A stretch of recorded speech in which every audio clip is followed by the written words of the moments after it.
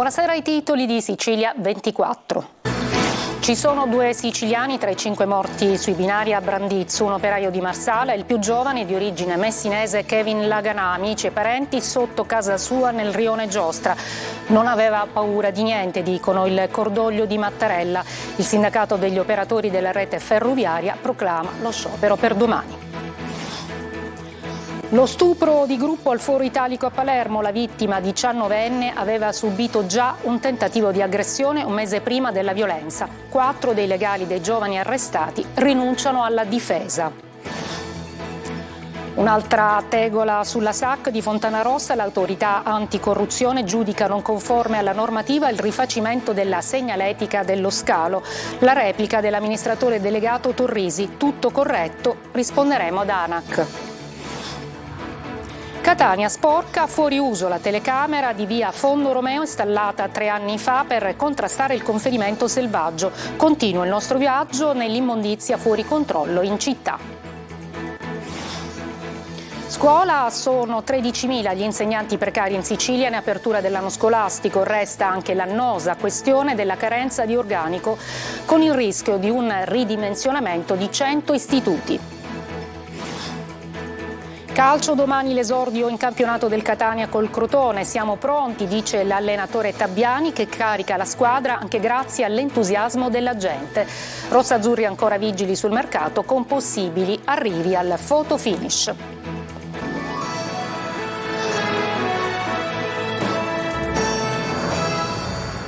Buonasera, benvenute e benvenuti a questa edizione di Sicilia 24. Nella tragedia di Brandizzo, lo sapete, fra le 5 vittime anche 2 siciliani, un operaio di Marsala e il più giovane delle vittime, originario di Messina, Kevin Laganà.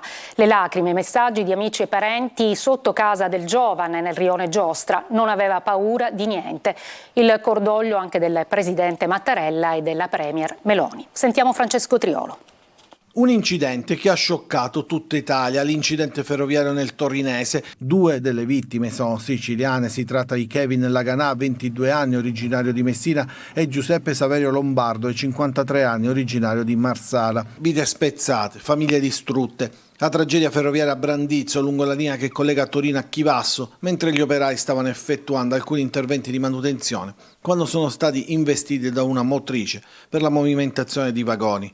Adesso è il momento delle lacrime, del dolore di chi non riesce a capire come si possa morire così, come ad esempio i parenti di Kevin Laganà, la vittima più giovane, 22 anni appena, originario di Messina, quartiere di Giostra, uno di quelli in cui impari ad essere uomo prima. Il Messina calcio nel cuore e nel sangue, aveva lasciato lo stretto per raggiungere il padre Massimo che viveva a Vercelli con la compagna, la scuola e subito dopo, nel 2019, il lavoro con la Sigifer di Borgo Vercelli, l'azienda che si occupa di armamento ferroviario in tutta Italia. Molto legato alla famiglia, soprattutto al fratello Antonino e appunto al padre Massimo. Sul suo profilo Facebook, un post di 3 anni fa raccoglie i messaggi di cordoglio di tanta gente, l'abbraccio alla famiglia, il non si può morire così che lascia Annalisa. Il sindaco di Messina, Federico Basile, ha detto come una tragedia del genere sia davvero inspiegabile e inaccettabile perché non si può perdere la vita al lavoro. Non aveva paura di niente Kevin, lavorava di giorno e di notte, da 2 anni aveva trovato questo lavoro. Sono le parole che Melania, la compagna del padre Massimo, che per Kevin Laganà era come una mamma, ha rilasciato a Repubblica. Disperata anche la cugina Cinzia. Era una persona meravigliosa, un ragazzo che ha sempre lavorato da quando aveva 18 anni, ha detto, ora dobbiamo dirlo al padre che non ci voleva credere. È arrabbiata Cinzia, non so chi abbia sbagliato ma 5 persone investite, non sono un incidente, 5 persone sono morte, è evidente che qualche errore è stato commesso, ha aggiunto, e sullo sfondo un'inchiesta che dovrà appurare come e perché, ma soprattutto appunto chi ha sbagliato, dall'errore di comunicazione ai lavori che sarebbero dovuti iniziare dopo il passaggio del convoglio di servizio. Sarà la magistratura a dare spiegazioni. Voltiamo pagina, ci occupiamo dello stupro al Foro Italico a Palermo perché la giovane vittima appunto della violenza era già stata vittima di un altro tentativo di stupro. Lo avrebbe raccontato lei stessa al fidanzato e su questo secondo episodio i carabinieri stanno indagando. Intanto salgono a 4 i legali che hanno rinunciato alla difesa di alcuni dei giovani arrestati, mentre in tutta Sicilia piovono numerose altre denunce da parte di giovani donne. Sentiamo Maglio Viola. Un mese prima dello stupro di gruppo al Foro Italico di Palermo, la vittima 19enne aveva subito un altro tentativo di violenza, un'altra notte da incubo che la giovane aveva raccontato al suo fidanzato, un'aggressione della quale si era difesa con lo spray al peperoncino che aveva nella borsetta, datole proprio dal fidanzato, dopo altri episodi precedenti. L'episodio è stato riferito dalla vittima il 14 di luglio, la ragazza conosceva solo uno dei suoi aggressori che avrebbero tentato di violentarla e dopo sarebbe stata anche minacciata. Il fidanzato ha spiegato ai carabinieri di aver saputo della vicenda dalla 19enne, che però non ha voluto rivelargli i particolari. Intanto dalla comunità protetta dove si trova la giovane continua a rispondere a tutti i post sui social che continuano ad attaccarla, compresi i post che raccontano come circoli un altro video che hanno visto tutti. Una vicenda sempre più ingarbugliata mentre continua l'iter giudiziario per i 7 arrestati per lo stupro di luglio. Sono ben 4 gli avvocati che hanno ormai rinunciato alla difesa. Per 2 volte l'interruzione del rapporto fiduciario ha riguardato Cristian Maronia, per tutti sono stati confermati nel frattempo gli arresti. Questa vicenda infine sembra aver aperto il vaso di Pandora, sono una 50ina le denunce per stupro piovute negli ultimi mesi alle forze dell'ordine, vicende che non riguardano soltanto Palermo ma tutta la Sicilia. L'ANAC, l'autorità anticorruzione, richiama SAC, la società che gestisce l'aeroporto Fontanarossa di Catania. Il rifacimento della segnaletica dello scalo non sarebbe conforme alla normativa. Sentiamo Simona Mazzona. Un'altra tegola sulla testa della SAC, la società che gestisce l'aeroporto di Catania, già nella bufera dopo l'incendio che questa estate ha mandato in tilt lo scalo con cancellazione di voli, trasferimenti e dirottamenti sugli altri aeroporti dell'isola, con conseguente stress e lamentele dei passeggeri. E poi la questione Trantino, il sindaco di Catania che chiede le dimissioni dei vertici SAC a causa di gravi inadempimenti per incapacità e approssimazione nel gestire l'emergenza. Ora a tutto questo si aggiunge l'ANAC, l'autorità anticorruzione che bacchetta la SAC. Non c'è più tempo, lo scalo rimedi entro 45 giorni. In ballo la gara per l'affidamento del servizio di manutenzione ordinaria di riqualifica della segnaletica airside e landside dello scalo per una durata di 36 mesi e per un importo di poco più di 1 milione di euro, aggiudicata lo scorso 19 aprile. In sostanza l'autorità, come scrive in una nota pubblicata sul sito istituzionale, ha segnalato alcune irregolarità nella procedura della gara del 23 gennaio scorso, indetta dalla società aeroportuale. In cosa avrebbe sbagliato SAC? Intanto a definire l'appalto di servizi, visto che l'appalto riguarda lavori di segnaletica e non servizi appunto. E poi una clausola, fin troppo tecnica, su una dimostrazione delle attività espletate in ambito aeroportuale, un difetto di comprensione, insomma, nato dalla differenza tra servizi analoghi e servizi identici, cose ben diverse che bloccherebbero potenziali concorrenti. E adesso la replica dell'amministratore delegato della SAC, Nico Torrisi, intervistato oggi ospite di Sicilia 24 Focus proprio su Telecolor. Ci sono comunicazioni continue che ci sono con ANAC, con molti altri enti che ci controllano. Di questa è stata data notizia e come al solito lo si è fatto non certamente col vostro giornale, ma insomma in molti casi per screditare la società. Sono normali, ripeto, rapporti che ci sono con ANAC, che ci fa i suoi rilievi, ci dà il tempo necessario per rispondere e, come è accaduto nel passato, risponderemo ricordando che non abbiamo avuto alcuna sanzione in passato e confidiamo di non averne adesso, convinti come siamo del nostro corretto operato. E di ben 11 feriti il bilancio di uno scontro frontale avvenuto questo pomeriggio tra un pulmino con a bordo 9 turisti russi e una Volkswagen con 2 persone a bordo. La collisione violentissima è avvenuta quando il pulmino ha invaso la corsia opposta lungo la strada statale 194 Modica-Pozzallo. Gli occupanti, tutti feriti, sono stati trasferiti negli ospedali di Catania, Modica e Ragusa. E adesso le nostre telecamere vi mostrano altre telecamere, quelle non funzionanti installate in via Fondo Romeo per fronteggiare l'emergenza rifiuti a Catania. La seconda puntata appunto di Catania Sporca è un concentrato di inciviltà e mala amministrazione. Ecco lo scempio proprio in via Fondo Romeo. Sentiamo Tonino De Mana. Una discarica videosorvegliata qui in via Fondo Romeo a Catania. Succede anche questo. E guardate alle mie spalle l'enorme distesa di rifiuti, scarti di ogni tipo, Eternit, legname e tutto questo sotto una telecamera o più telecamere fatte installare dal comune di Catania che, a giudicare dalle immagini però, servono a poco se non a nulla. Lo scempio è servito, per buona pace di quanti si erano illusi che attivando la videosorveglianza il problema sarebbe stato risolto. Ed invece no. Dopo un breve periodo di onorata carriera, erano state attivate sotto l'amministrazione Pogliese, tutto è tornato come prima ed anche peggio di prima, con l'aggravante che sono stati spesi tanti soldi pubblici. La seconda puntata della nostra inchiesta, che abbiamo battezzato Catania Sporca, è un atto d'accusa a tutti, da chi deturpa il territorio a chi dovrebbe preservarlo e comunque vigilarlo.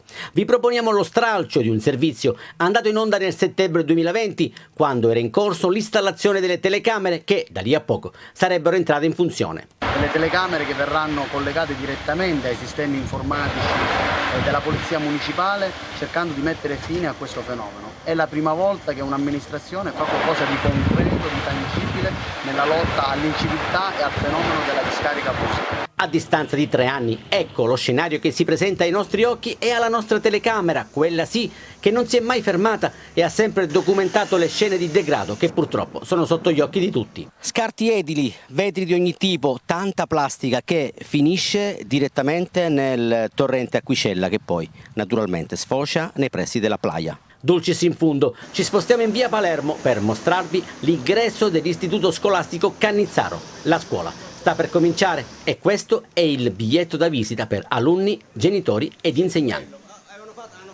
E in attesa della riapertura dell'anno scolastico, il 13 di settembre sono 13.000 gli insegnanti precari in Sicilia. Resta anche l'annosa questione della carenza di organico, con il rischio di un ridimensionamento di 100 istituti. Simona Mazzona. C'è grande preoccupazione nel mondo della scuola che l'1 settembre apre i battenti, mentre sui banchi in Sicilia gli alunni, come da calendario regionale, torneranno il 13 settembre. Nel 2024 nell'isola ci saranno 100 istituti in meno. L'allarme è stato lanciato dalla CGIL, che denuncia una riduzione dell'autonomia scolastica sul territorio. Si dice spending review, ma si legge riduzione dell'offerta formativa, che è cosa ben diversa dall'economia e dalla necessità di risparmio. Sulla cultura non si può stringere la cinghia. E sottodimensionamento fa rima con accorpamento, che non è sempre un bene, secondo la FLC CGIL, perché la conseguenza è l'aumento del gap sulla gestione del personale, ad esempio, ma anche le difficoltà a contrastare la dispersione scolastica. Resta sempre in piedi poi il grande precariato. Sicuramente quello del precariato, il che non consente ai dirigenti scolastici di avere un organico sia di personale docente che ATA uguale a quello dello scorso anno, e quindi viene a mancare quella continuità didattica e lavorativa. Sono 675 lavoratori del personale ATA immessi in ruolo in Sicilia, a fronte di 1.862 posti disponibili in organico di diritto, cioè che ha un contratto a tempo indeterminato, solo il 36%. Oltre ai 2.338 posti in deroga, sempre di personale amministrativo, tecnico e ausiliario, cosiddetto organico di fatto, cioè supplenti. Ancora più grave, denuncia il sindacato, è la questione dei posti di insegnante di sostegno in Sicilia, che a fronte di poco più di 26.000 posti assegnati, solo la metà è in organico di diritto, quindi con docente titolare, e il resto, oltre il 46%, è invece in deroga, ovvero assegnato a docenti precari.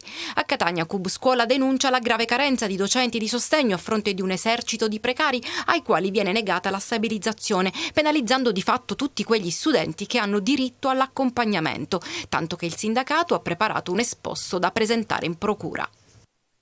L'offerta formativa in Sicilia non è a rischio nessun plesso scolastico. Sarà chiuso, lo afferma Giuseppe Pierro, il direttore dell'ufficio scolastico regionale per la Sicilia. Più che di spending review, dice il direttore, parleremo di necessaria operazione di riassetto della rete scolastica siciliana, che consentirà di programmare l'offerta formativa creando poli scolastici che rispondano strategicamente alle particolari esigenze richieste dai diversi territori in cui operano. E continuano gli sbarchi e le tragedie in mare. Il cadavere di un uomo in avanzato stato di decomposizione è stato ripescato al largo di Lampedusa dai militari della Guardia di Finanza. Non è chiaro da quanto tempo il cadavere sia stato in acqua. E intanto nell'hotspot continuano i trasferimenti, ma resta una situazione critica per la presenza di 1.126 migranti, compresi 119 minorenni non accompagnati. Ci fermiamo a una breve pausa, torniamo con altri servizi.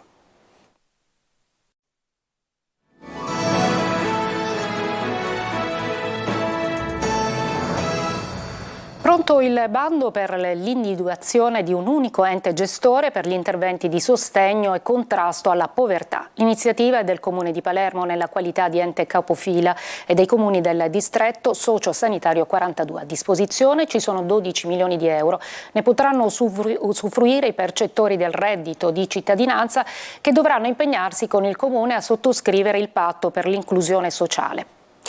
E adesso parliamo di un altro, nel giorno del 50° compleanno, Siracusa ricorda Lele Sceri, il giovane Parà ucciso 24 anni fa nella caserma Gamerra di Pisa. Inizialmente si parlò di suicidio, poi di omicidio, con le prime condanne arrivate lo scorso 13 luglio. La città non lo dimentica e oggi a Palazzo Vermexio è stato esposto uno striscione. Giustizia per Lele.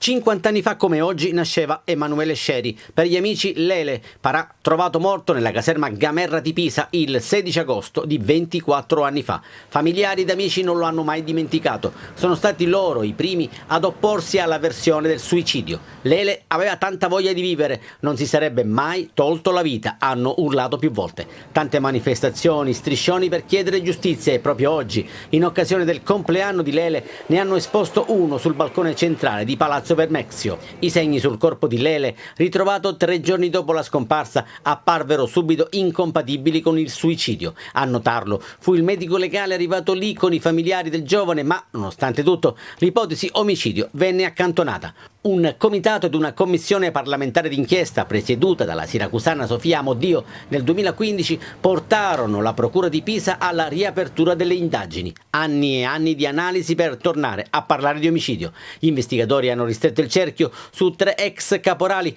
Alessandro Panella, Luigi Zabara ed Andrea Antico. Lo scorso 13 luglio per i primi 2 è arrivata la sentenza di condanna di primo grado a 26 e 18 anni di carcere. Ma l'11 ottobre ci sarà un'altra udienza. Quando verrà celebrata la prima udienza del processo d'appello in relazione invece all'assoluzione di Andrea Antico, altro caporale accusato di omicidio, e dei 2 appartenenti alla cosiddetta catena di comando, Celentano e Romondia, accusati di favoreggiamento. Intanto Lele Sceri, che prima della leva obbligatoria si era laureato in giurisprudenza, continua a vivere nei ricordi e nei cuori di chi gli ha voluto bene.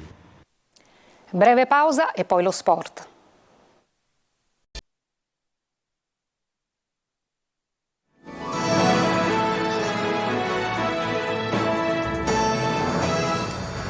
Domani alle 19:45 l'esordio in campionato del Catania con il Crotone. Siamo pronti, dice l'allenatore Tabbiani, che carica la squadra anche grazie all'entusiasmo della gente. Rossazzurri ancora vigili sul mercato con possibili arrivi al fotofinish. Marco Carli. Entusiasmo è la parola che il nuovo tecnico Tabbiani usa di più durante la presentazione del match fra Catania e Crotone. D'altro canto i numeri parlano da soli, la quota abbonati più i dati del botteghino dicono che la sfida fra etnei e calabresi sarà una festa di pubblico in un massimino sottoposto a restyling. Questa partita pre-gara sarà un grandissimo entusiasmo. A Catania, per quel poco che sono qua, ho visto che c'è un entusiasmo che rimarrà costante, perché io ho girato un po' l'Italia e sinceramente non ho mai trovato un posto con questa passione in questo momento, perché ovunque vai sembra che la squadra di calcio sia veramente un aspetto importante della comunità, e questo è bellissimo per noi che ci lavoriamo. Tabbiani ha già in mente l'11 con Livieri in porta, Rapisarda, Quaini, Curado e Mazzotta in difesa, Ladinetti, Rocca, Zammarini a centrocampo, più dubbi in attacco, con Chirico e Marsura favoriti sugli esterni e poi forse Sarao, più di Di Carmine davanti. Quest'ultimo, dice Tabbiani, ha meno allenamenti sulle gambe ma sarà comunque della partita, se non in avvio in corso d'opera. L'avversario è conosciuto e rispettato. È una squadra comunque forte, l'anno scorso hanno fatto un campionato importante, ma in questa partita, ma soprattutto in questo inizio di campionato, dobbiamo cercare di crearci quell'identità che durante il precampionato ti puoi creare, ma che poi solo le partite ufficiali ti riescono a far migliorare nel corso del campionato. Il Comune intanto ha predisposto un orario prolungato della metropolitana con ultima partenza da Nesima alle 23 e da Stesicolo alle 23:30. Mercato, il Catania cerca la mezzala per completare l'organico, il poliedrico Biondi fra i nomi, Gomelt, ma anche un ritorno di Vitale, non esclusa la sorpresa dell'ultima ora. In avanti continua a tornare anche il nome di Bidawi, ma non ci sono conferme. In uscita si cerca sistemazione per Giovinco, in difesa se parte Somma, il Catania si sente al sicuro col Jolly Castellini, ma sonda Liotti, altro giocatore che sa interpretare vari ruoli. Palermo scatenato sul mercato, in arrivo Koulibaly dalla Salernitana. Sentiamo Marco Gullà. Un mercato per la Serie A. La carta d'identità del Palermo è chiara, la società rosanero vuole centrare la promozione in massima serie. L'ultimo colpo è quello che arriva da Salerno, Mamadou Koulibaly, centrocampista di qualità e quantità. Il Palermo ha già trovato l'accordo con la Salernitana e con il calciatore. Oggi, prima del gong della sessione estiva, previsto per domani, sarà anche il giorno di Federico Di Francesco, ormai virtualmente rosanero. Di Francesco sarà a disposizione di Corini probabilmente già per la partita di sabato in casa contro la Feral Pisalo. Presentato anche Liam Henderson, che ha già esordito nel match vinto dal Palermo a Reggio Emilia. A mia età io ho detto al mio agente io ho bisogno una piazza come Palermo, tifosi come Palermo, io sono veramente felice di essere qui. Rosanero che proseguono il lavoro in vista del match di sabato. Corini sta valutando se cambiare qualcosa in formazione, ma è molto probabile che si vada verso la conferma dell'11 del Mapei Stadium con il tridente formato da Di Mariano, Brunori e Insigne. E il Palermo proprio qualche ora fa ha ufficializzato l'arrivo di Federico Di Francesco dal Lecce. Il calciatore si trasferisce al club rosanero a titolo definitivo. Io mi fermo qui, vi ringrazio per l'attenzione e vi auguro una buona serata.